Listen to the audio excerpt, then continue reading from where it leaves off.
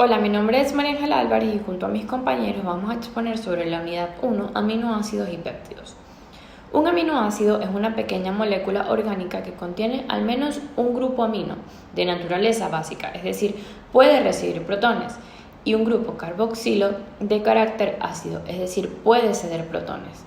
Aunque los seres vivos sintetizamos para distintos propósitos, diversos aminoácidos, sin duda los más importantes, son los que forman parte de las proteínas. Estos pertenecen a la clase de los alfa-aminoácidos. Los alfa-aminoácidos se caracterizan por presentar en su estructura el grupo carboxilo y el grupo amino unidos al mismo átomo de carbono, que se le conoce como carbono alfa. Además, a este carbono alfa se une como tercer sustituyente un átomo de hidrógeno y como cuarto sustituyente un grupo adicional de tamaño y características diversas, que esto es lo que diferencia a cada aminoácido de los demás. A este cuarto sustituyente se le denomina cadena lateral del aminoácido y se le representa por la letra R. Estructuras de los aminoácidos. La cadena lateral difiere de cada uno de los 20 aminoácidos que se consideran proteicos. Como los aminoácidos poseen un grupo ácido y un grupo básico dentro de su misma estructura, se consideran que tienen propiedades anfóteras, es decir, que se pueden comportar como ácido y como base al mismo tiempo. Esta es la razón por la cual se considera que los aminoácidos pueden ser amortiguadores fisiológicos. Los aminoácidos pueden encontrarse dentro de su fórmula molecular, es decir, donde se observe el grupo amino y el grupo carboxilo. También se pueden observar en la forma iónica, en la cual el grupo amino ha ganado un protón, por lo cual tiene una carga positiva, y el grupo carboxilo ha perdido un protón, por lo cual tiene una carga negativa. Configuración de los aminoácidos. Al ser los 4 sustituyentes del carbono alfa distintos y adoptar una disposición tetraédrica en torno a él, los alfa-aminoácidos presentan isomería óptica, de modo que la imagen especular de un aminoácido no es idéntica al original. Así, dependiendo de la posición espacial de los 4 sustituyentes, los aminoácidos pueden ser D o L, dextro o leo. Cada aminoácido puede tener 2 estereoisómeros con configuración D si al disponerlo en el espacio de forma que el grupo carboxilo quede arriba, el grupo amino queda situado a la derecha, con configuración L si el grupo amino se encuentra a la izquierda. Ambos estereoisómeros son imágenes especulares y no superponibles entre sí, por lo que son enantiómeros. Existen más de 60 aminoácidos en las células, pero solo se utilizan 20 alfa-aminoácidos en la configuración L para la construcción de proteínas. Los 20 aminoácidos que formarán a proteínas deben ser siempre L-aminoácidos, es decir, que su grupo amino siempre deberá estar a la izquierda. Esto es importante debido a que los aminoácidos formarán el enlace peptídico, por lo cual siempre deberán guardar su isomería óptica y deberán ser de tipo L, como ya he mencionado antes. Clasificación de los aminoácidos. De acuerdo a su obtención, los aminoácidos pueden ser esenciales o no esenciales. Los aminoácidos esenciales son aquellos que no pueden ser sintetizados en el organismo y para obtenerlos es necesario tomar o comer alimentos ricos en proteínas que los contengan. Nuestro organismo descompone las proteínas para obtener los aminoácidos esenciales y formar así nuevas proteínas. Estos son la leucina, la isoleucina, la metionina, la fenilalanina, la treonina, la lisina, la valina y el triptófano. Los aminoácidos no esenciales son aquellos que pueden ser sintetizados en el organismo a partir de otras sustancias. Estos aminoácidos son la alanina, ácido aspartico, la cisteína, la asparigina, el ácido glutámico, la glutamina, la glicina, la serina, la prolina y la tirosina. Los aminoácidos también se pueden clasificar de acuerdo a las propiedades de polaridad de la cadena lateral del aminoácido. Pueden ser no polares o polares, pudiendo ser neutros sin carga, ácidos con carga negativa o básicos con carga positiva. De acuerdo a este último criterio de clasificación de los aminoácidos, es decir, de acuerdo a la polaridad de la cadena lateral, vamos a estudiar los 20 aminoácidos proteicos. En primer lugar tenemos los aminoácidos no polares o de cadena apolar, o también llamados hidrofóbicos. Tenemos la glicina, es el aminoácido de menor tamaño, por lo tanto, el más simple de todos. En él podemos observar que la cadena lateral es únicamente la presencia de un átomo de hidrógeno. Este es un aminoácido útil para reparar tejidos dañados, ayudando a su curación. La alanina es el aminoácido más pequeño después de la glicina. En su cadena lateral encontramos un grupo metilo. La valina es más hidrofóbica que las anteriores, dada su cadena lateral hidrocarbonada, más larga y ramificada. Es necesario para el metabolismo muscular y la coordinación, la reparación de tejidos y para el mantenimiento del equilibrio adecuado de nitrógeno en el cuerpo, el cual se utiliza como fuente de energía por el tejido muscular. La leucina, su cadena lateral es no polar, un grupo isobutilo 2-metilpropilo. La leucina interactúa con los aminoácidos isoleucina y valina para promover la cicatrización del tejido muscular, la piel y los huesos. Este aminoácido es capaz de reducir los niveles de azúcar en la sangre y ayuda a aumentar la producción de la hormona del crecimiento. La isoleucina, el cuerpo la emplea para sintetizar las proteínas y para producir energía cuando se practica algún ejercicio físico. Esta se diferencia de la leucina por la posición de uno de los grupos metilo. Se considera que los aminoácidos no polares deben su hidrofobicidad al tamaño de la cadena lateral, es decir, entre más grande sea su cadena lateral, más hidrofóbico será. Otros aminoácidos que pertenecen a este grupo es la metionina, en el cual se observa que en su cadena lateral aparece un átomo de azufre. Esto hace que tenga beneficios para el mantenimiento de tejidos como la piel, las uñas y el pelo. Otros grupos de aminoácidos que pertenecen a los no polares son la fenilalanina, triptófano y prolina. Estos tres se caracterizan por tener anillos aromáticos, es decir, por ser de características cíclicas, por lo cual son de mayor tamaño y ocupan un mayor espacio. La prolina en su cadena lateral forma un ciclo a expensas de desarrollar un enlace entre la cadena lateral y el grupo amino del aminoácido prolina. Este es el único aminoácido proteinogénico cuya amina es secundaria en lugar de una amina primaria. La prolina trabaja con la vitamina C para ayudar a mantener sanos los tejidos conectivos. La fenilalanina es un aminoácido utilizado por el cerebro para producir la noradrenalina, que es una sustancia química que transmite señales entre las células nerviosas en el cerebro. Promueve el estado de alerta y la vitalidad.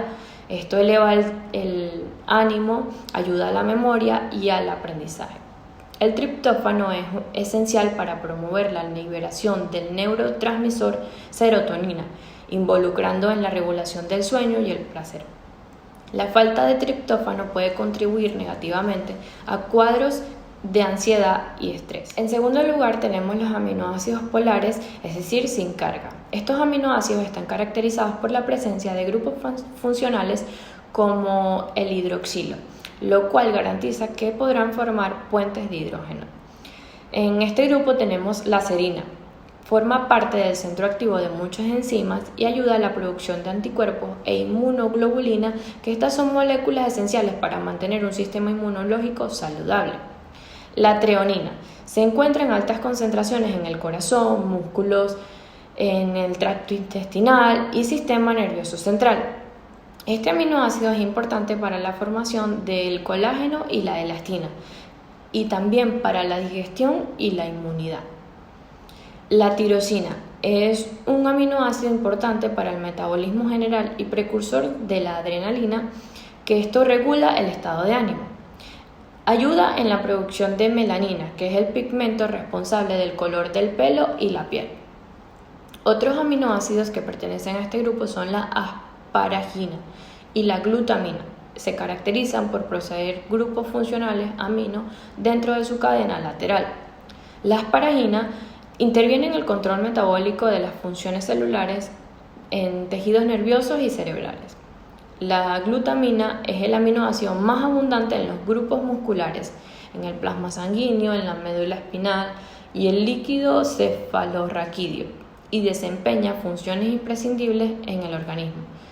Incluso participa en el 60% de los procesos.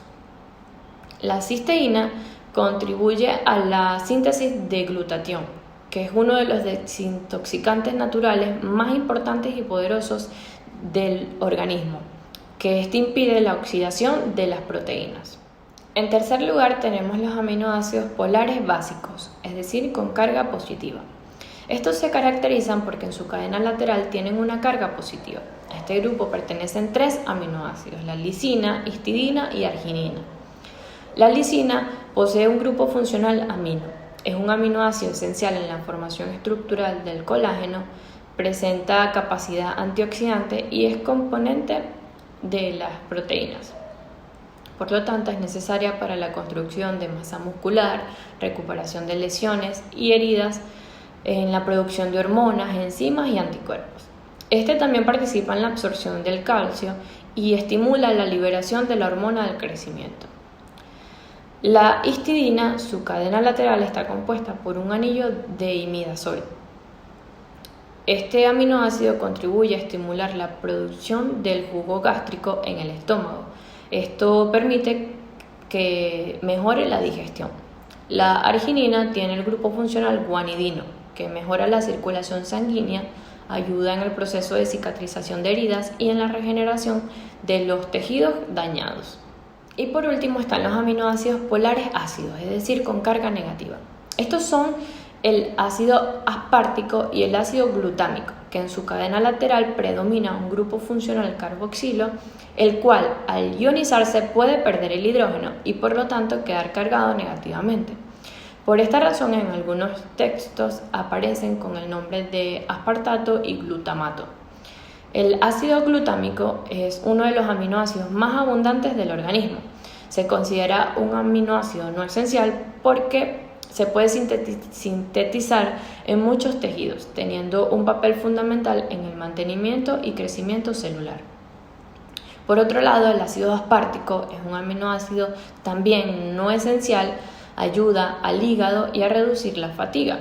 Además, se ha demostrado que los suplementos de ácido D-aspartico aumentan los niveles de testosterona. Muchísimas gracias por su atención. Hola, mi nombre es Jorge Dalal y yo les voy a hablar acerca del comportamiento de los aminoácidos en disoluciones. Como ya sabemos, un aminoácido, como su propio nombre lo indica, aminoácido, no es más que un compuesto químico que presenta un grupo amino y un grupo carboxilo. Esto hace que la característica más llamativa de los aminoácidos es que en una misma molécula se tengan grupos ácidos capaces de dar protones y grupos básicos capaces de captar protones. Por lo tanto, esto hace que la carga de los aminoácidos varíe con el pH del medio, que en medios ácidos se comporten como bases y que en medios básicos se comporten como ácidos. Y las sustancias que tienen esta característica se le dice anfóteros. Todos sabemos que los anfóteros son esas especies que pueden comportarse como un ácido o como una base dependiendo del pH del medio en donde se encuentren. Y gracias a esto, los aminoácidos pueden actuar como un tampón, es decir, que regulan el pH de una disolución. El suiterión es el punto en que la molécula contiene tanto grupos ácidos como grupos básicos. Por lo tanto, se puede decir que el aminoácido, dependiendo del medio donde se encuentre, puede presentar 3 formas iónicas diferentes, como las que vemos aquí en la diapositiva, como catión, suiterión o anión. En medios ácidos fuertes se comporta como bases captando protones y se ve que tanto el grupo amino como el grupo carboxilo se encuentran protonados, por eso que está en forma de catión. Al aumentar el pH se desprotona el grupo más ácido, formándose una especie neutra llamada suiterión, que es dipolar. Cuando el aminoácido ya se encuentra en un medio básico, pierde el protón del grupo amino, comportándose de esta forma como un ácido, dando lugar a la especie desprotonada llamada anión.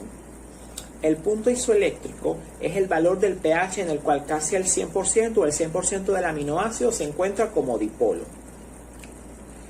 Este fenómeno lo podemos ver mejor a través de las curvas de valoración. Una curva de valoración, como ya sabemos, no es más que la representación gráfica de la variación del pH de una solución debido al agregando de una base o un ácido. Aquí tenemos como un ejemplo general de una curva de valoración. Se puede ver que a medida que se añade iones básicos, o sea OH, se va formando una curva. Ahí podemos observar el pKa, en el cual se expresan las potencias de los ácidos débiles. También tenemos el PI, que es el punto isoeléctrico, que es como lo que dijo anteriormente, en el cual todos los aminoácidos tienen un valor de pH donde la carga total neta es 0, y eso es lo que es el punto isoeléctrico, el cual se puede calcular mediante la fórmula que podemos ver ahí como el pK1 más pK2 entre 2. Por lo tanto, siempre se puede decir que siempre se cumple que a pH menor que el punto isoeléctrico, los aminoácidos están en forma catiónica. A pH mayor que el punto isoeléctrico, los aminoácidos están en forma aniónica. Y cuando el pH es igual al punto isoeléctrico, el aminoácido no porta carga neta, o la carga neta es 0. Y el aminoácido se encuentra en forma suiteriónica. Pero ¿qué pasa? Resulta que tenemos varios tipos de aminoácidos. Por lo menos tenemos el ejemplo de los aminoácidos neutros, como la glicina. En el caso de la glicina únicamente se tienen dos grupos ionizables, el grupo amino y el grupo carboxilo, y su estructura es la que vemos ahí. Como podemos observar, solamente tiene un grupo amino y un grupo carboxilo, por lo tanto no hay más grupos ionizables que estos. Entonces la curva de titulación que se representa más o menos tiene esta forma como la que podemos ver ahí. Podemos ver que al realizar la curva existen dos valores de pKa, el pKc, que corresponde al grupo carboxilo, y el pKn, que sería como el pK2, que es el que corresponde al grupo amino. Y el PI que se ve ahí es el punto isoeléctrico, algo así como un valor del medio entre los dos, en donde la carga neta en ese punto es 0. Pero si tenemos más grupos funcionales, por ejemplo en el caso del aminoácido ácido, como el ácido glutámico, ahí podemos observar que ese tipo de aminoácido tiene una cadena adicional. En este caso se trata de otro grupo carboxilo adicional, como podemos ver en su estructura. Por lo tanto, al realizar la valoración y al realizar la curva, se pueden observar tres valores de pK. El pK1, que corresponde al grupo carboxilo principal, el pKr, que corresponde al grupo carboxilo lateral, o sea, el adicional, y el pK2, que corresponde al grupo amino de la propia aminoácido. Aquí abajo podemos observar cómo se va produciendo la disociación de la molécula y las cargas que tienen en cada momento. Otra cosa que podemos darnos cuenta aquí, si lo comparamos con el aminoácido anterior, o sea el neutro, que el aminoácido cuando tiene grupos funcionales adicionales, ya sea grupos ácidos o básicos, el poder amortiguador de ellos aumenta. Tenemos este otro caso cuando el aminoácido es básico, como la histidina. Ahí podemos observar que el aminoácido presenta un grupo amino adicional en la cadena lateral, que puede comportarse como una base, o sea, captando protones para quedar como un NH3+. En este caso se ve que la histidina presenta un ciclo con un grupo amino secundario, como podemos ver ahí en la forma de la molécula. Por lo tanto, al hacer la curva podemos ver que se tienen tres valores también de pK. El primero, que es de 1,82, que es para el grupo carboxilo, el que aparece después rotulado con el gráfico como el pKr, que corresponde al valor del pK del grupo amino lateral, o sea, del adicional. Y después tenemos también el otro pKa, que sería como el pK2, que corresponde al grupo amino del propio aminoácido, con un valor de 9,17. Hacer las curvas de titulación son importantes, o sea, porque nos ayudan a ver o a determinar varias cosas, como por ejemplo la medida del pK de los grupos ionizables. Se puede ver las regiones de la capacidad tampón alrededor de cada pK. Se puede ver el pH, donde se localiza el intervalo de viraje y las formas ionizables del aminoácido. Se puede ver también la carga eléctrica del aminoácido en cada rango del pH. Se puede ver la solubilidad relativa del aminoácido en cada rango. En fin. Bueno, ahora nuestro compañero Luis Cordero les va a seguir hablando acerca de este tema. Muchas gracias. Distribución de los aminoácidos en la naturaleza. Aunque la mayoría de los aminoácidos presentes en la naturaleza se encuentran formando partes de las proteínas, hay algunos que pueden desempeñar otras funciones. Por ejemplo, como es conocido popularmente, los diferentes aminoácidos son los componentes principales que componen las proteínas. Los aminoácidos constituyen una parte distintiva del cuerpo y la dieta humana. Es que por esto son indispensables para que el cuerpo humano funcione correctamente. Por lo tanto, es importante comprender cuántos aminoácidos componen las proteínas. Se han identificado aproximadamente 500 aminoácidos en la naturaleza, pero solo 20 aminoácidos forman las proteínas que se encuentran en el cuerpo. Los 20 aminoácidos esenciales y no esenciales para el cuerpo humano. Todas las proteínas del organismo se forman por la combinación de 20 aminoácidos. Algunos los sintetiza nuestro propio cuerpo y otros deben ser adquiridos a través de la dieta, pero cada uno cumple con una función vital. La importancia de las proteínas es más que conocida. De hecho, estas moléculas participan en casi cualquier proceso vital que imaginemos. Desde estimular reacciones químicas del metabolismo hasta actuar como hormonas, pasando por formar parte del sistema inmune, transportar oxígeno, regular la expresión de genes, metabolizar nutrientes, almacenar energía y entre otras cosas. Pero, ¿qué son exactamente? Las proteínas son básicamente cadenas de aminoácidos, unas moléculas más pequeñas, obviamente que las proteínas, y que pueden considerarse como los ingredientes que las conforman. De estos aminoácidos se conocen unos 200, pero las últimas investigaciones indican que todas y cada una de las proteínas de nuestro cuerpo, en las que hay miles y miles, se forman por la combinación de tan solo 20. Es decir, que con 20 aminoácidos tenemos suficiente para la dependencia de la secuencia en la que se ordenen, dar lugar a la gran diversidad proteica de la que disponemos. De estos 20 aminoácidos hay que tener en cuenta que, aunque unos puedan ser sintetizados por el cuerpo humano y otros deban adquirirse a través de la dieta, cada uno cumple con una función imprescindible para garantizar ya no la vida, sino la salud. ¿Cuáles son los principales aminoácidos? Los aminoácidos son moléculas que comparten una misma estructura, un grupo amino y un grupo carboxilo unido a través de un átomo de carbono. Después, cada uno de ellos tiene un compuesto que cuelga, por así decirlo, que es una cadena que les hace diferenciarse del resto. Pero lo importante a tener en cuenta es que permitan la unión de ellos para conformar el esqueleto de las proteínas. Pero, ¿de dónde vienen los aminoácidos? Depende de cada uno. Pueden venir de la dieta o bien pueden ser sintetizados por el organismo. Los que vienen por la dieta son los denominados como aminoácidos esenciales, que reciben este nombre ya que su adquisición a través de los alimentos es imprescindible para garantizar la salud fisiológica de estos. De estos hay 9, y los que se pueden sintetizar por nuestro propio cuerpo son los aminoácidos no esenciales, que ya no es necesario a través de la dieta, sino que los podemos sintetizar nosotros mismos. Y de estos hay 11. Los 9 aminoácidos esenciales, como venimos diciendo, son los aminoácidos que podemos obtener a través de una dieta. De lo contrario, el cuerpo no puede disponer de ellos y puede desarrollarse problemas de salud. De ahí la importancia de llevar una dieta variada, incluyendo verduras, fruta, pescado, carne, frutos secos, pasta, entre otras cosas. Cada alimento aporta unos aminoácidos determinados. Los 9 aminoácidos esenciales son triptófano, treonina, valina, lisina, leucina, metionina, histidina, fenilalanina y isoleucina. Y los 11 aminoácidos no esenciales, que son los aminoácidos que nuestro cuerpo es capaz de sintetizar sin ayuda de una dieta. Su nombre no hace referencia a que no sean importantes, de hecho son imprescindibles, sino a que no solemos tener problemas en sintetizarlos, a menos que haya algún trastorno genético o otra cosa. Los 11 aminoácidos no esenciales son la alaniana, glicina, asparagina, cisteína, arginina, glutamina, tirosina, ácido aspartico, prolina, serina y ácido glutamínico. Mi nombre es Donatella Cicio y yo les voy a hablar sobre el enlace peptídico. Lo principal sería ¿qué es un péptido? Un péptido es un polímero de aminoácidos, un polímero de poli, o sea muchos, y meros, que es unidad. Es una cadena de unidades básicas unidas entre sí por enlaces químicos covalentes. Es la unión de 2 o más aminoácidos mediante enlaces amida que origina los péptidos. En los péptidos y en las proteínas, estos enlaces amida reciben el nombre de enlaces peptídicos y son el resultado de la reacción de un grupo carboxilo de un aminoácido con el grupo amino de otro, liberándose en la reacción una molécula de agua. Un enlace peptídico permite la síntesis de proteínas mediante un proceso de deshidratación. Para denominar a estas cadenas se utilizan prefijos, los cuales son los siguientes que voy a nombrar.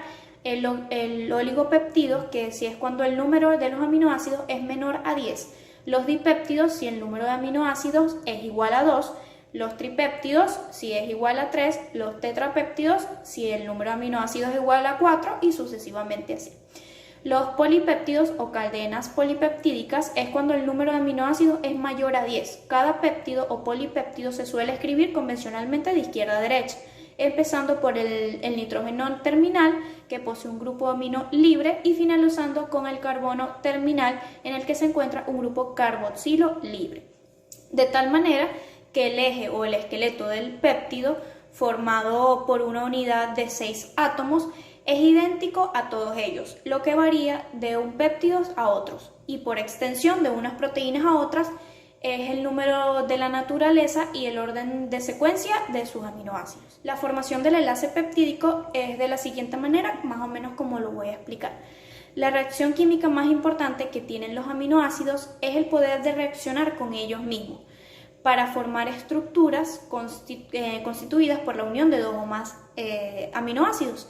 A la vez, este enlace puede ser hidrolizado separándose los aminoácidos. El enlace peptídico tiene un carácter parcial de doble enlace. En este hecho, impide que se efectúen torsiones alrededor del enlace peptídico, lo que determina que los átomos de carbono, oxígeno y nitrógeno se sitúen en un mismo plano. El dipéptido suele unirse a otro aminoácido, pues este sigue teniendo un grupo carboxilo y un grupo de amino libre. Se puede observar que en los enlaces peptídicos no participan los radicales de los aminoácidos, sino que quedan colgando de los polipéptidos. La formación del enlace se emplea de la siguiente manera. En concreto, cuando nosotros tenemos los dos aminoácidos, el del lado derecho en la diapositiva es el primer aminoácido, con el carbono alfa, el cual está unido al grupo amino, que es el NH2, el grupo carboxilo, COOH, un hidrógeno y el radical. Del lado izquierdo tenemos el aminoácido con su carbono alfa, el grupo amino, el grupo carboxilo, el hidrógeno y su respectivo radical. Entonces, para unir estos dos aminoácidos mediante un enlace peptídico, lo que sucede es que reacciona el grupo OH de un grupo carboxilo, o de un aminoácido, con uno de los hidrógenos del grupo amino del otro aminoácido, de manera que se forma un enlace peptídico, el cual reacciona y se forma una molécula de agua, y estos quedan unidos. El carbono del grupo carboxilo con su oxígeno y su doble enlace se une al nitrógeno del grupo amino del siguiente aminoácido, de manera que ya tenemos unidos los dos aminoácidos. Esto sería un dipéptido porque tenemos dos aminoácidos unidos. Para seguir añadiendo más aminoácidos, estos se reaccionarían con el primer grupo amino del primer aminoácido o con el grupo OH del carboxilo del segundo aminoácido. Y así se irían uniendo aminoácidos y formarían una cadena más larga, creando un polipéptido o una proteína. Aún así, la reacción que se encuentra debajo no es, ya que esta es una representación plana, sino que sería más bien la sustancia de la última diapositiva. Para finalizar las características del enlace peptídico, el enlace peptídico es plano y por lo tanto no existe rotación alrededor del enlace. El enlace peptídico posee un carácter de doble enlace, lo que significa que es más corto que un enlace sencillo y por lo tanto es rígido y plano. Y por último, esta característica proviene de la libre rotación alrededor del enlace entre un carbonílico y el nitrógeno del enlace peptídico. Buenos días, mi nombre es Daniela Cherrada y yo les voy a proseguir con la exposición. La estructura de los péptidos. Esta estructura se compone de un gran número de enlaces covalentes, que esta permite la rotación de cada una de sus partes. Todos los átomos unidos al carbono y al nitrógeno del enlace péptico están en un mismo plano y estos se mantienen a unas distintas distancias y ángulos característicos. Estas se dividen en cuatro niveles de las proteínas. La secuencia de aminos determina la estructura primaria. Este es el nivel de estructura que se mantiene mediante enlaces péptidos. Esto se hace por convección. Se escribe desde el extremo que tiene el grupo amino y termina hacia el grupo carboxílico final. Los enlaces pépticos forman el esqueleto de una proteína. del cual emergen las cadenas laterales de los aminoácidos. La estructura secundaria. Esto se refiere a la estructura que adopta especialmente una parte del polipéptido. Esto ocurre cuando los hidrógenos de la secuencia interactúan mediante puentes de hidrógeno. La estructura terciaria es la estructura plegada completa de una cadena en 3D. Esto ocurre cuando ciertas atracciones están presentes en las hélices alfa y hojas. Esta es específica de cada proteína y determina la función.